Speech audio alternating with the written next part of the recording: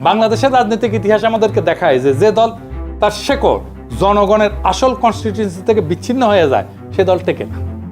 মুসলিম লীগ তার উদাহরণ। আর আজ বিএনপি সেই ক্রুশিয়াল ভুলের পুনরাবৃত্তি করছে। নিজের অস্তিত্বের মাটিকে অস্বীকার করে প্রো ইন্ডিয়ান লাইনে গিয়ে জামাতের সাথে অমানবিক সম্পর্ক তৈরি করছে। তার এক সময় রাজনৈতিক সহযোদ্ধাদের সাথে অমানুষের মতো আচরণ করছে। বিএনপি নিজের ঘর নিজেই ভাঙছে। কিন্তু তার মানে এই না জিয়াউর রহমানের রাজনীতি হারায় যাবে। জিয়াউর রহমান যেমন বাকশালের ধ্বংসস্তূপ থেকে নতুন রাষ্ট্র চিন্তা দাঁড় করেছিলেন, আজ তার চিন্তাধারার মধ্যে আছে বাংলাদেশকে বাঁচানোর শক্তি। বিএনপি হয়তো দুর্বল সিংহ হয়ে পড়ছে, কিন্তু এই দেশের সাধারণ মুসলমানদের রাজনৈতিক এজেন্সি আর স্বাধীনতার আকাঙ্ক্ষা আজও বেঁচে আছে। ডাকসুর ব্যালটে যেমন সাধারণ মানুষ নিজের কণ্ঠ খুঁজে পেয়েছে, জাতীয় নির্বাচনেও সেই কণ্ঠ আরো জোরে উচ্চারিত হবে।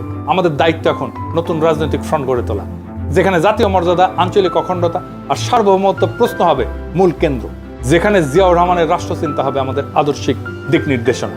এই ফ্রন্ট হবে সাধারণ মানুষের, মজলুমদের, নিপীড়িতদের, যারা আওয়ামী, ফ্যাসিবাদ এবং বিএনপির বিভ্রান্ত রাজনীতির বাইরে নতুন আশা খুঁজতেছে।